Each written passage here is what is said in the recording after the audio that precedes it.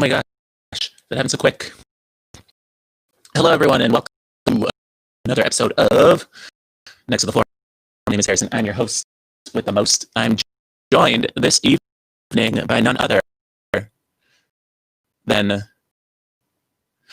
Bjorn, my arch nemesis, my rival, sworn enemy. Hello. Hey. How are you?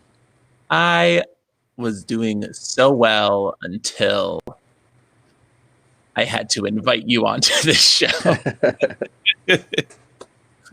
I'm kidding, sorta, kinda. Right. Kidding.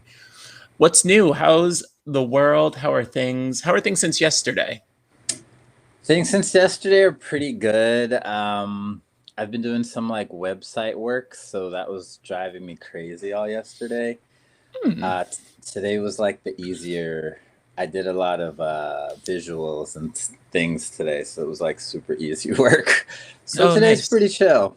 Yeah, That's good. Pretty good day. For those of you watching at home, Bjorn and I work together, and we happened to be teaching together yesterday. Although I didn't see you, like I saw you when you walked in, and then I don't think I saw you once the entire day. It was a blur. I did leave you a Pop-Tart. I don't know if you got it.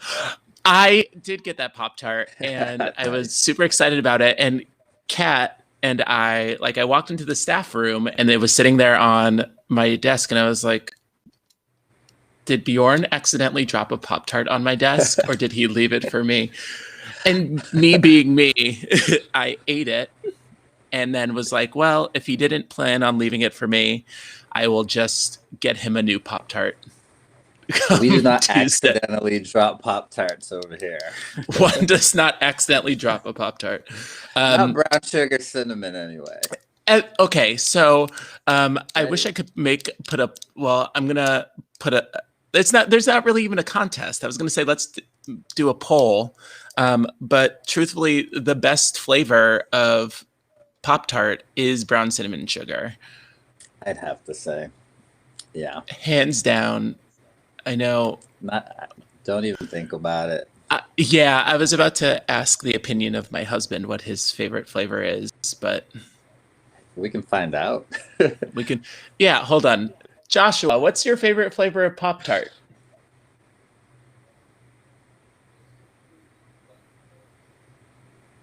The discontinued white fudge chocolate one. Ooh, yeah, I forgot about that. Yeah. I'm also quite partial to s'mores. That's what it made me think of at first, and then I was like, they did have that. They did, yeah. Yeah. But anywho, we are not here to talk about Pop-Tarts. Oh, yay. My mom just commented, and she said that brown cinnamon sugar is the best one. Yes. She did teach me well. You know, we have good taste in my family. But tonight's episode, we've got a very exciting episode. I say that about every episode because it is very exciting. We are talking about the election that happened. Let's see what else. Yeah, that's going to be that's the main focus for today, the election, because that just happened in what was possibly the longest week of the year. Yeah, pretty much. Yep. So, yeah, how was your election, Bjorn? It was I would say. So the time before, I'll admit I did not vote. Like in the midterm or in the last presidential? The midterm. Oh, okay. So, the energy was very ominous for a while. We were kind of like, well, what's it going to be? Once we knew the actual candidates, I think it was just a matter of people's kind of lobbying with the current events of the country, as probably as every election. Right. But that day, we talked about it last time, it was ice everywhere and windstorms and things down. So thinking I made the good plan to vote on the day nobody would go, and probably took me about an hour. It just felt good to get it over with and accomplished. And then that next week was even a longer period of time than election week, because it was like the waiting for all the shenanigans, which we certainly are still experiencing. Oh, still experiencing. I feel like that word shenanigans is fairly accurate as far as what we experienced and are still experiencing. It's just been a whole boatload of shenanigans for no particular, well, I say for no particular reason. And I want to say that I was surprised, knowing full well that there was not a single surprise that was thrown at us on election week. Yeah. I first and foremost, shout out to everybody who got out there and voted. Thank you. Thank you. Thank you. I would say no matter who you voted for, but well, I mean, like in some sense, if we're talking like down ballot representation and things along those lines, I'm sure there are definitely people who could be considered worthwhile voting for. But if we're talking up ballot voting, so like presidential votes, there was definitely one answer that was not the correct one. And where your vote went outside of that one incorrect answer, thank you for voting. Yes. And doing your duty as a civilian within this country. Man. Yeah. But had I had any A, foresight, B, money, I would have definitely placed some money on the Don. Oh, God. Pulling some BS out of thin air. Yeah. Well, it's funny. I saw this. I don't know if you've seen this. There's this Vine. I forget what you call all of these new technological things. They are TikToks currently. We are in the TikTok era. It's like it's where you they put the faces over some other video and just do the voiceover. I forget what you call them. So there's it's a scene of WWF, the Undertaker. So it's like Joe Biden's in the casket and Trump's like laughing at him, and then you see him like grab his throat, so he's gonna choke slam him.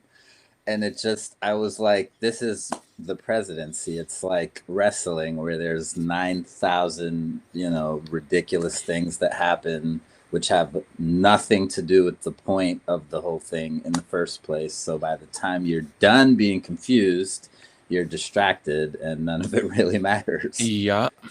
Well, my big question for you. Where were you? And what were you doing when Joe Biden was nominated as president-elect? Coincidentally enough, I was watching CNN. So they made a very humorous and interesting comparison to when Donald Trump had gotten his votes. And basically, Joe Biden hit the same point that Trump had hit when he went against Hillary. Right. And so they showed the video of his response, and he was like, this is a landslide win, and there's no possible comeback. And then now that same number is just flipped, he has the exact opposite to say. So it was pretty interesting to see the comparison. Yuck. Yeah. I think that's been one of the I've recently gotten on Twitter, and that's been one of the big kind of like Twitter threads that I've been following, is the number of hypocritical and I say the number of hypocritical statements that have come out of this administration, and all of the right-leaning pundits, which, shocking exactly no one, right. between the 2016, the 2018 midterms, and then this election. It's like their own, they're speaking contrary to their own words, but it seems to be fairly par for the course at this stage of the game, unfortunately. Yeah, it's endless. Unfortunately. Yeah. What was I doing that day? Oh, well, so we were closed. The studio was closed that day. Right. So I was, what was I doing? I was on the Stairmaster. And then I saw, I was on my phone and had Huffington Post and NPR both up on my web browser, and was just like doing the refresh every 30 seconds to see if there was any new update. And then all of a sudden it said that, Joe Biden was declared or was projected to win. And I literally threw my phone and almost fell off the Stairmaster, causing quite a scene. So that was a very exciting moment. I almost stopped my workout then too, because I was like so overwhelmed by the emotion of knowing that, we might not necessarily have to have, and by might not necessarily, I mean, we won't have to have Trump as president for another 4 years. Yeah. Which, I think largely is a very exciting thing. But as I've said many times to many people, Trump, unfortunately, is a symptom of a much larger issue. And truthfully, if we're looking at kind of the makeup of our politics right now, Trump was literally just the Darth Vader to, the Mitch McConnell, Lindsey Graham, Palpatine. Mm-hmm. He was he was a main character in the whole entire thing, but largely he's not fully the one pulling all of the strings. And I don't think, not to cut you off, I don't think he introduced any new ignorance, even though his is massive. I would agree with that 110%. Yeah, and unfortunately, as much as I want the Democratic Party to be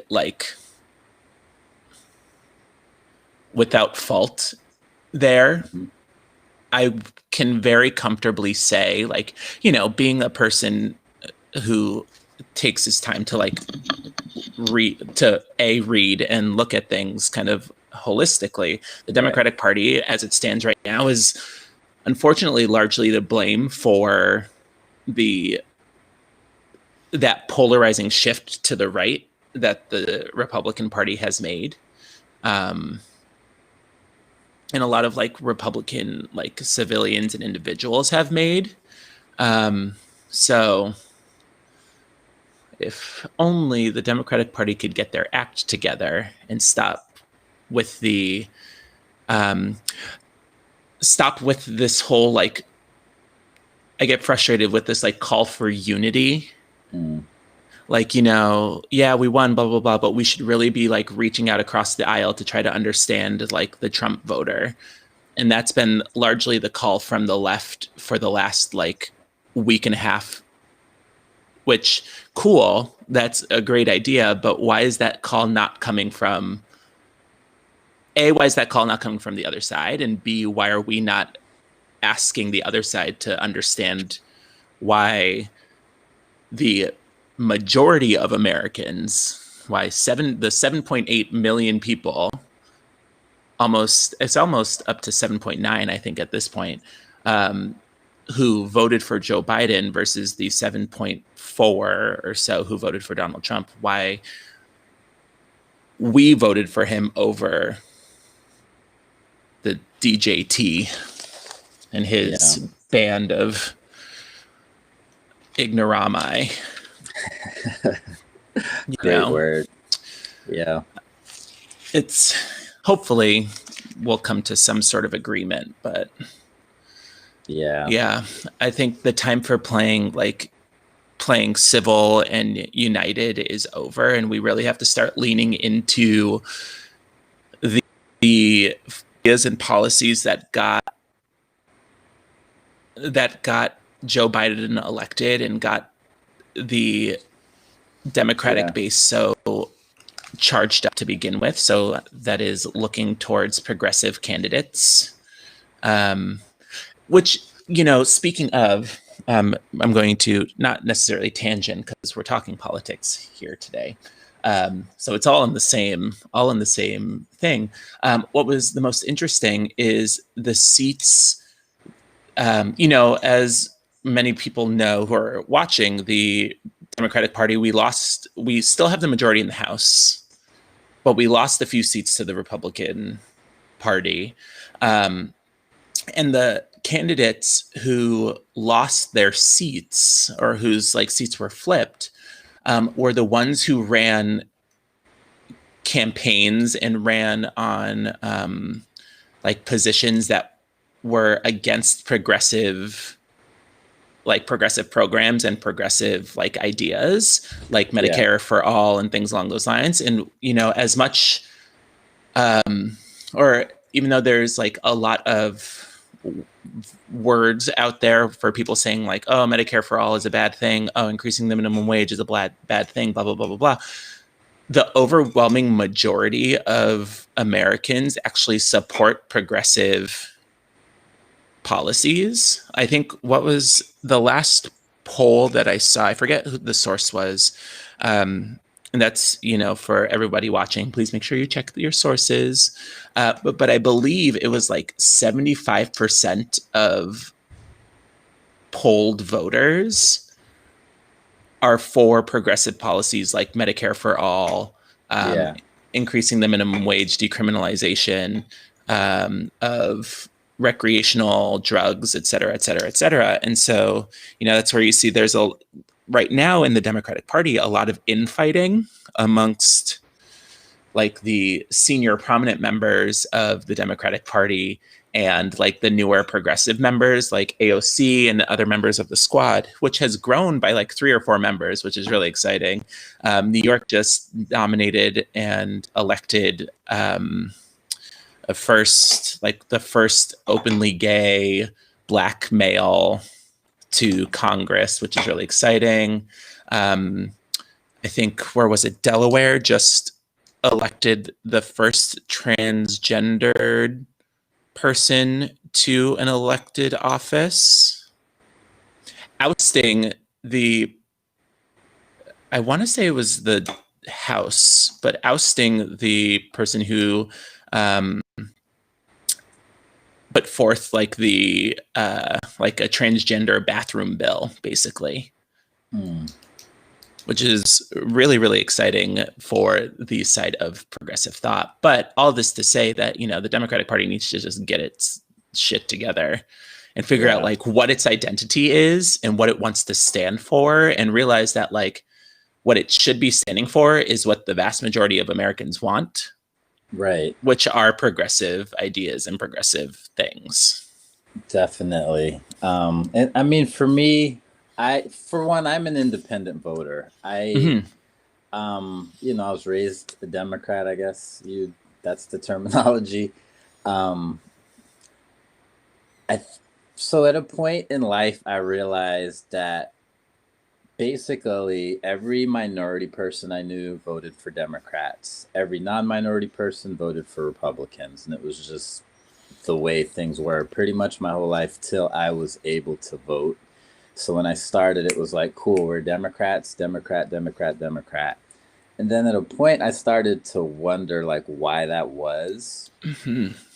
And like you said, Democrats make mistakes too. And through our history, I don't know a president that didn't make a mistake. They're all human, right? And I'm now at a point where I tried to make sense of it all, and so I said to myself that even if I end up voting Democrat, most of the time it's been anyway, but I'm basing my vote on things that I want changed or continued, not Mhm. based on a party. Party. Yep. You know, and if the parties had greater stance and projection for what they represented, I think all these debates and all of these things would go a lot more Mhm. professionally. I would agree 1000%. I think I was having a conversation with, I think, Catherine about, you know, Catherine, for everybody watching, is one of our coworkers, is my dance partner and a good friend of Hi, ours. Kat. But we were talking about like the diehard. This is all based on your point that like the diehard like Republican followers or the diehard Democratic Party Yeah. followers, like it's got to the point I think now where like that's become part of your personality. Mm-hmm. Whereas like I think the important thing to realize is that being a Democrat or being a Republican is not a personality, right? You should probably base your decisions on who you're voting for off of like the benefits that you will receive from that particular person, Right.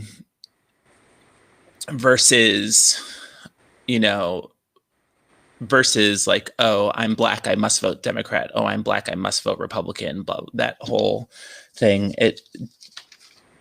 I think once people start to realize, like, you know, that they should start voting more based off of, you know, what's in, not necessarily what's in their best interest, but more like based off of, you know, the proposed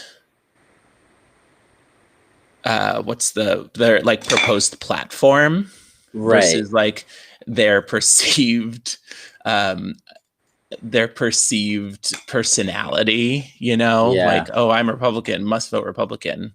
Like, I Totally. think we'll be in a much better place. But with that being said, you said something, and I wrote this down about like minorities.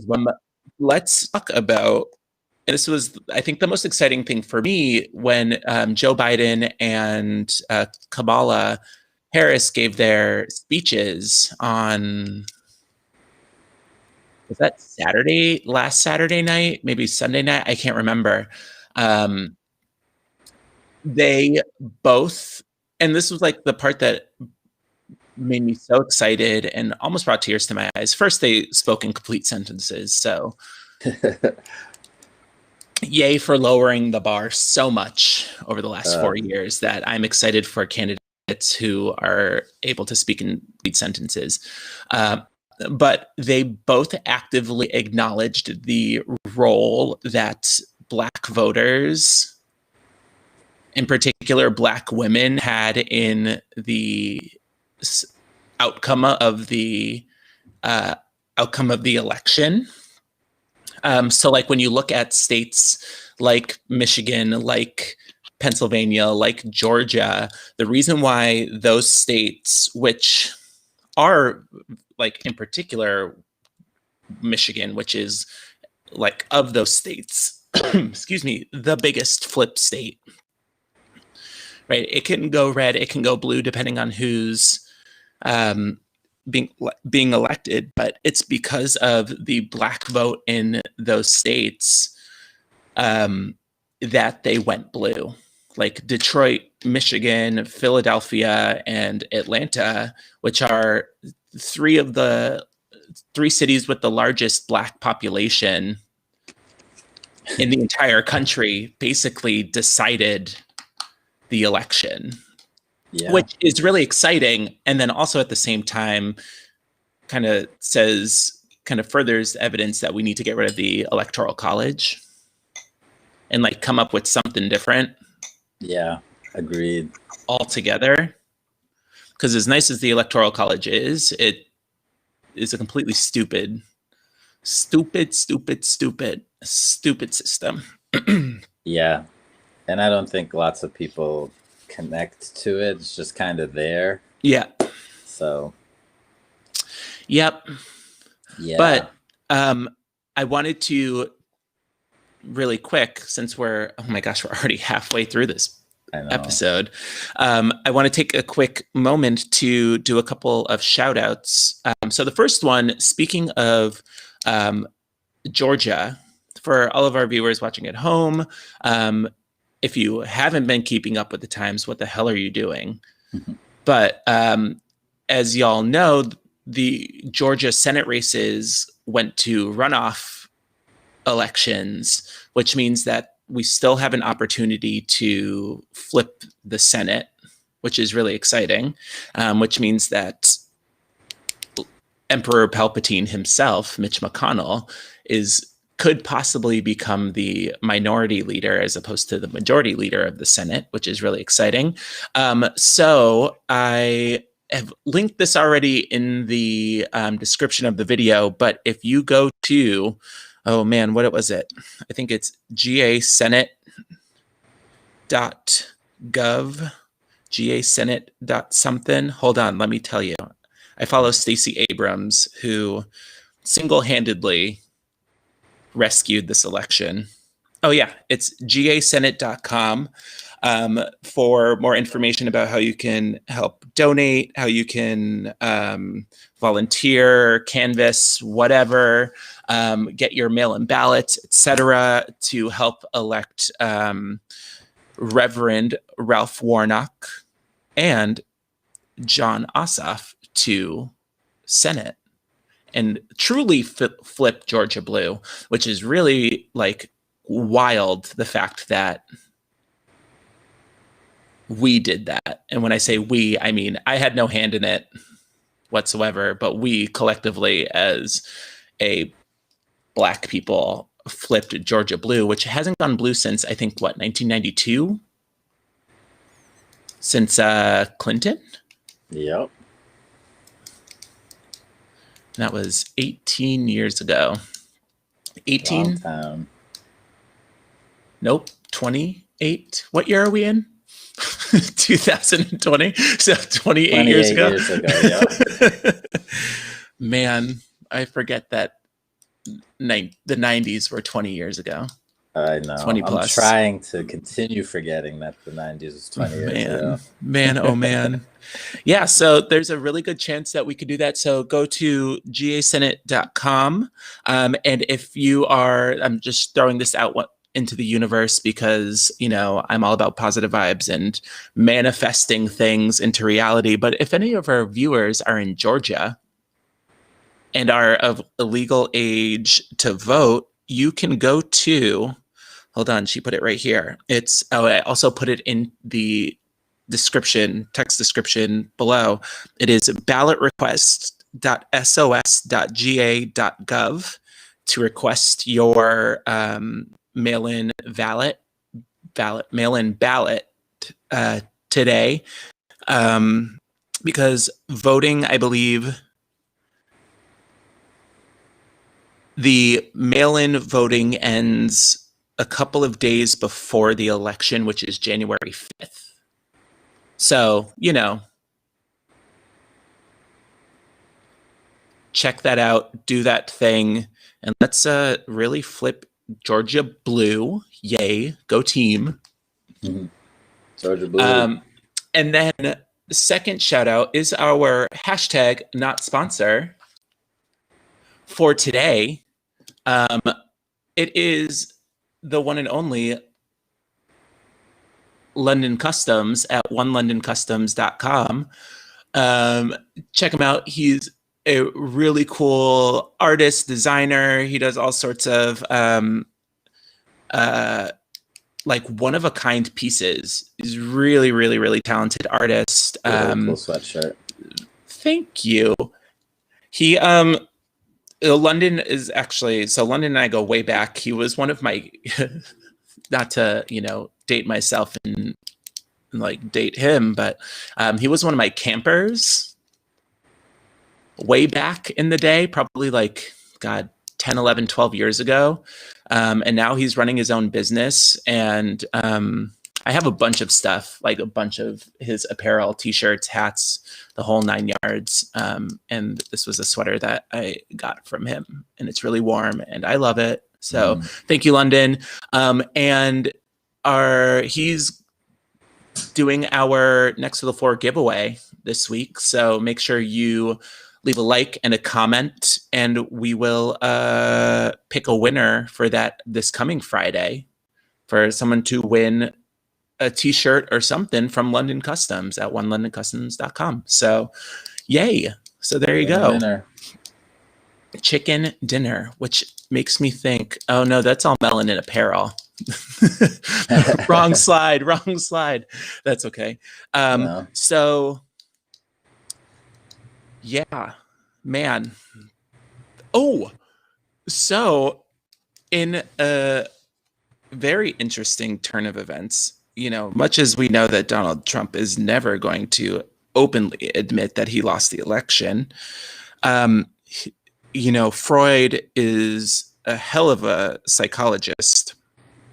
And what might have been the largest Freudian slip of the century, Donald Trump this morning at about 7:47 a.m. Happened to tweet. And this was, at 7:47 this morning. There was the first couple of words. He only won. Nope, that wasn't the tweet. It was just before it. I have it saved. Oh, it was so good. Hold on. Nobody hold your breath. Okay, there we go. He wrote, and I kid you not, he wrote, he won because the election was rigged. There's a whole bunch more in there about him claiming, that no vote watchers or observers allowed, which many times has been proven as false. Vote tabulated by a radical left privately owned company, Dominion, which it's not, and doesn't have a bad reputation, and bum equipment that couldn't even qualify for Texas, which he won by a lot, like not really. The fake and silent media and more. So there was just a lot that he texted, but he managed to slip in that Joe Biden had won. And as the Twitterverse manages to do, everyone and their cousin hopped on that. Even his own followers were like, you can't concede like this, Mr. Trump, blah, blah, blah, blah, blah. And then he tried to redact it later. Yeah. But turns out he accidentally admitted that he lost. And now he's got Rudy Giuliani as his lead, head lawyer in charge of all of his litigation and stuff. Yeah. Makeups to breakups. Did you see the press conference that was supposed to be held at the Four Seasons? No. Oh, man. Okay. So, there's this phrase. I forget who says it. It doesn't really matter. It was probably one of the Romans. But, all the people want is bread and circus. Give them food and give them some entertainment and they'll be happy. Well, let me tell you, I was having a full meal and was thoroughly entertained by this. So, after the election day, I forget what day it was later in the game after I think the election had already kind of been called in Joe Biden's favor. It was Saturday, and it was around the time that right when Joe Biden was projected to win the election. And Donald Trump, obviously, of course, as he does, our grifter in chief, was out golfing when the election was called. And then Trump tweeted that they were holding a press conference at the Four Seasons at 11 o'clock in the morning. He was like, at like 2 or 3, we're going to be having a press conference at the Four Seasons. And then half an hour later, he tweets, major press conference with Rudy Giuliani at Four Seasons Total Landscaping. So they ended up having, and I kid you not, look this up. It's the funniest thing. They ended up holding a press conference at this like landscaping company, like outside in their parking lot. The company, the building and this business is situated between a porn shop and a crematorium.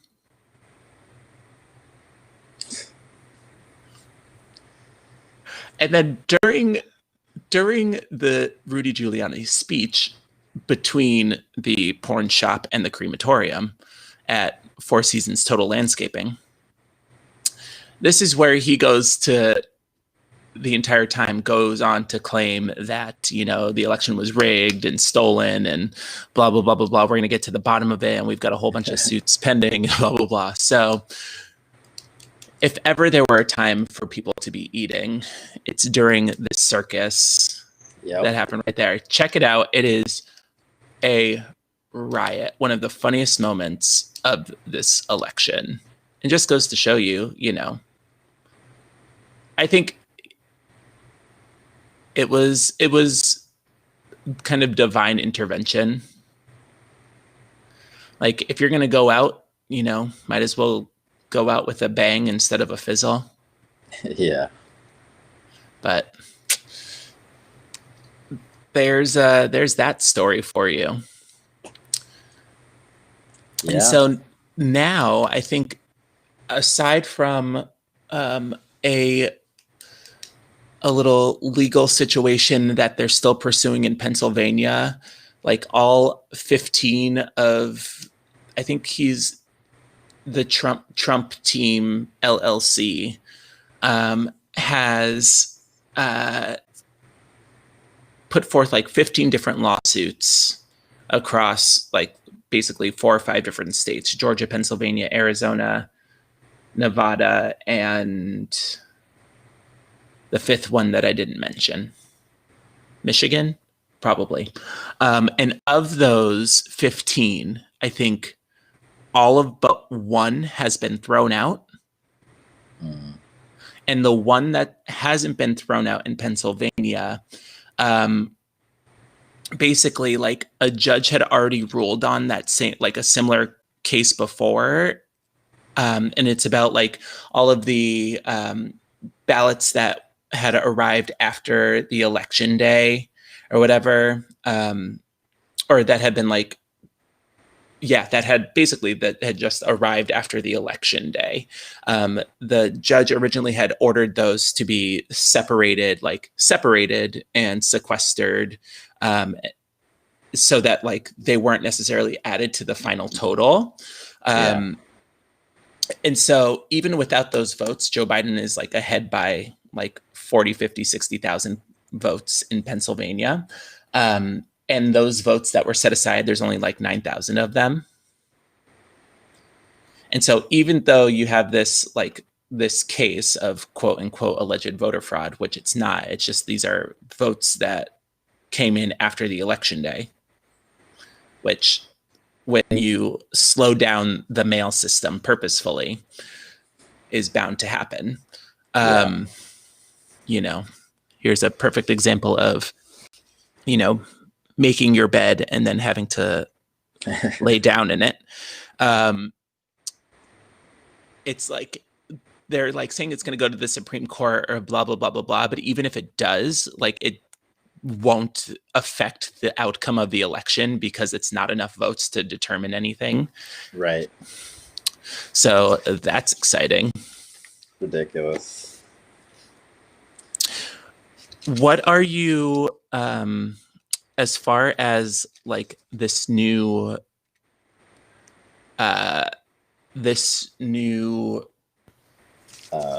party? Yeah, well, as far, yeah, office, I should say. Yeah, yes. administration. There's the word. There you go. As far as the new administration is concerned, what are you looking forward to most?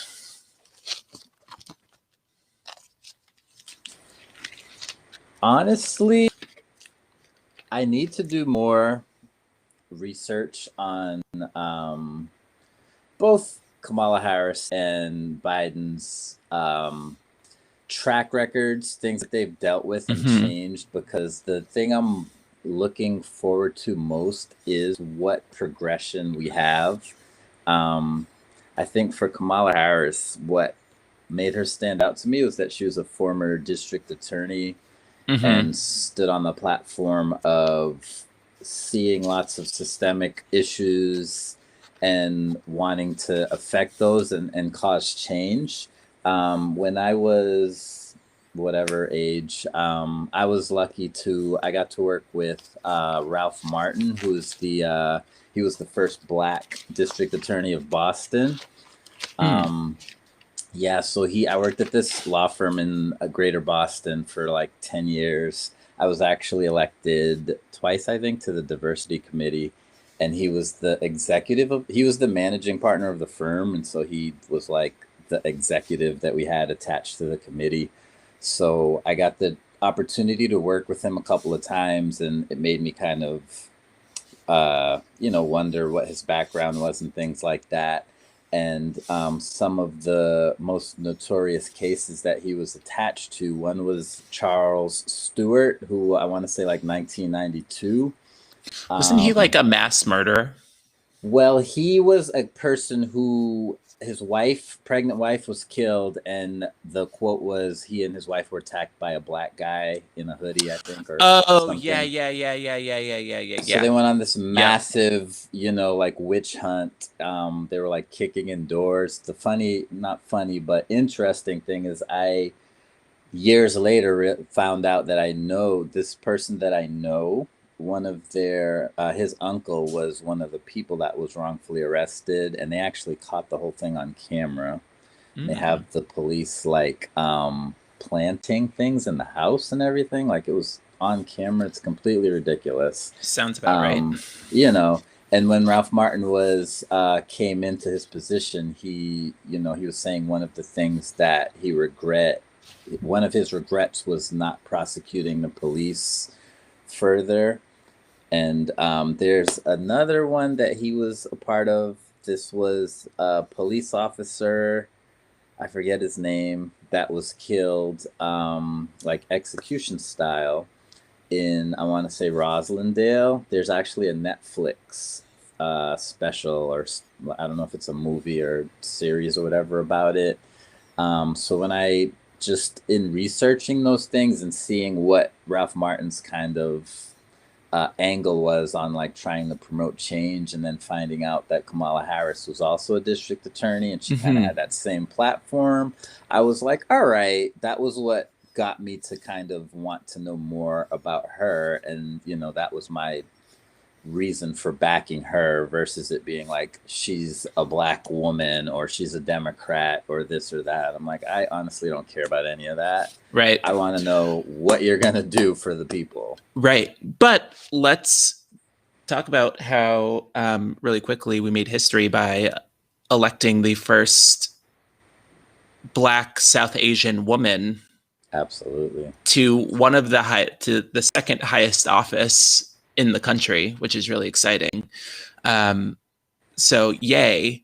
But with that, I think you'll notice, and hopefully all of our viewers at home, and when I referred to earlier as like your party or the person that you voted shouldn't be your personality.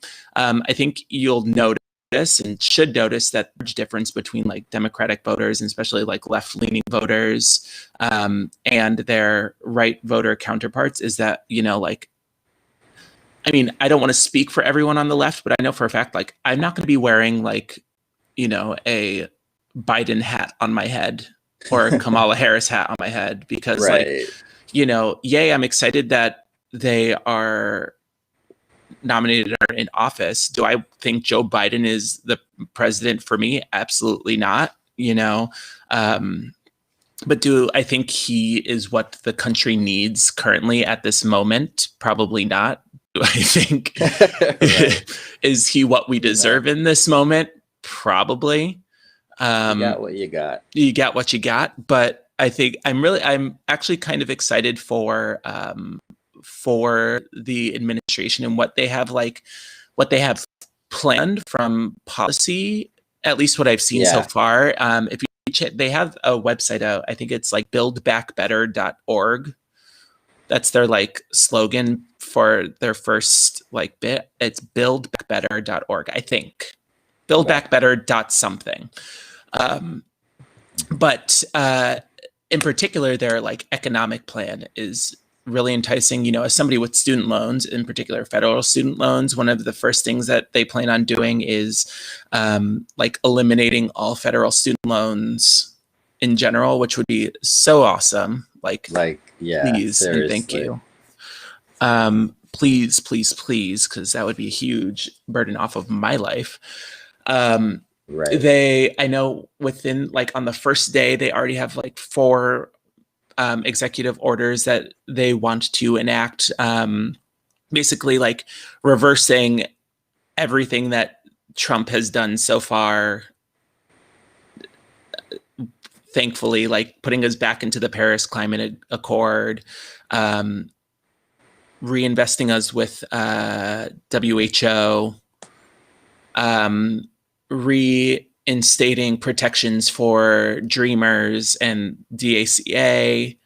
And then there's one, oh yeah. Well, that's the Biden Fight Fund, but I think that's part of the website that's on there. So you can like donate and do something along those lines. You know, also speaking of donations, please, everyone, this goes out to like, I know there's not a single Trump supporter who's going to be watching this. And so like, good, great, cool.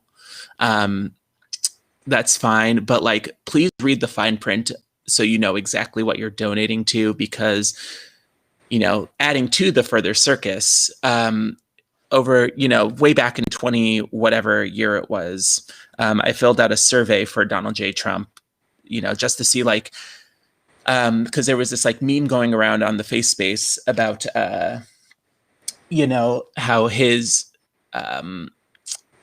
surveys were like really skewed towards like making him feel better, look better as a person. So like I checked it out, and the answers for this were, the question was like, how is Donald doing as a president or whatever? And the answers were like, great, good, okay, and type in your own response. Mm-hmm. And those were literally like the 4 answers that you could give. And I typed in my own strongly worded response. We don't need to go into full details, but needless to say, over the last 2 or 3 months, I have been receiving about 6 or 7 emails every single day. Oh, I just got one. Speaking of, I literally just got one from Mike Pence and the DJT team. But turns out that for their donations that they're doing right now for their legal fund to like help put all of these legal battles into court, unless you're donating over $8,000, not a single penny of what you donate to Donald J. Trump and like his organization goes to the legal fund and like any new things. It's to pay off previous legal fees and other like campaign things. And then now that's also just had something released that a vast majority of it is going into like one of his like super PACs or like into the RNC. So when all is said and done, he can just like take the money and abscond with it. Mm-hmm. So, you know, just be aware of who you're donating to and always read the fine print to make sure that you know your money is going directly to the source, as opposed to, you know, somebody who's just grifting, which it still boggles my mind after all of the, I mean, I say it boggles my mind, but it really doesn't anymore, knowing like after it was found out that like $2.7 million of his, like the Trump charity organization money was funneled into like his kids and his own pockets. It's been his whole life. That's been his whole It's been his career whole as a entire like is professional. a professional grifter. Yep. And now he's grifter in chief and is, making money that way, taking all of his things to his own companies, his own organizations, blah, blah, blah, blah, blah. But yeah, so you've got that guy. I don't know where I started on this tangent. And we ended up here. Yeah. But make sure you donate to the GA Senate race. Help Jon Ossoff and Reverend Ralph, whatever his last name is. I feel bad for not knowing off the top of my head. Warnock? Oh, Josh is yelling from the other room. Warnock, he's in the bedroom. The assist. One day he will make an appearance on Next to the Floor, Josh. and everybody will get to meet him. Yeah, he's always there for a good assist. Right. But yeah, make sure you donate and help them out, because if anything, we need to. Oh, we were talking about Joe Biden and his plans for getting started. Yeah, Build Back Better.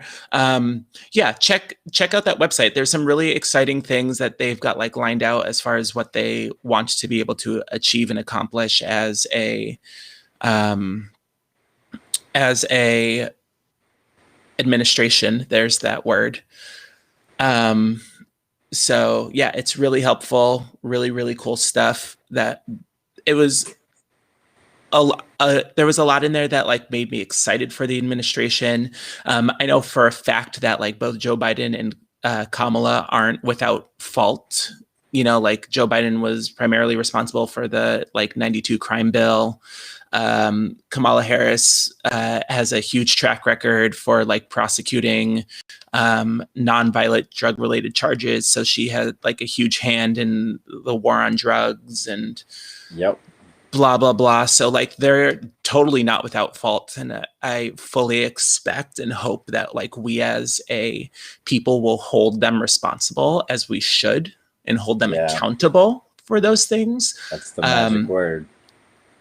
Right. It's accountability. And I think that's the major difference between the at least like the progressives in the Democratic Party and the Republican Party as a whole, is that like as a whole, they were showing I forget what day I was watching the Don. He was talking about, I think they took a surveyor, they took the statistics from George W. Bush's whole presidential,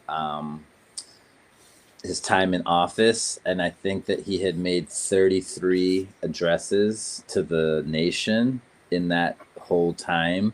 Mm-hmm. And so like the first one took like however many months, and then they went to Obama and it took like 17 minutes after he was elected. So it was just like, that is what I would say I'm looking forward to, is accountability. And that is what every single presidency should be based on, including the debates, because if 100%.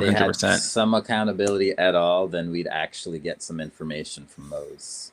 And we wouldn't have to wait until after the election to get like a solid plan from either, which by the way, we still don't have a plan from Donald J. Trump. So all of this to say, looks like, turns out we're actually already at the end of tonight's episode of Next to the Floor. I know, it comes up so quick. But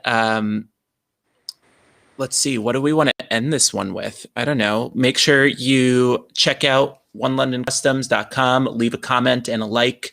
Make sure you smash that subscribe button.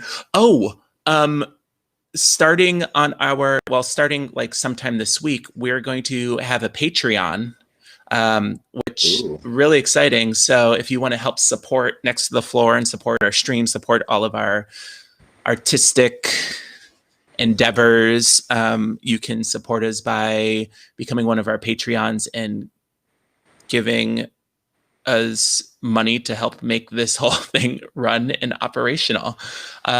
So look out for information for that. Make sure you help out the voting efforts in Georgia. Make sure you're acting up, acting out, you know, lifting black voices. Remember, it was Black people and women who carried this election. Hold each other accountable.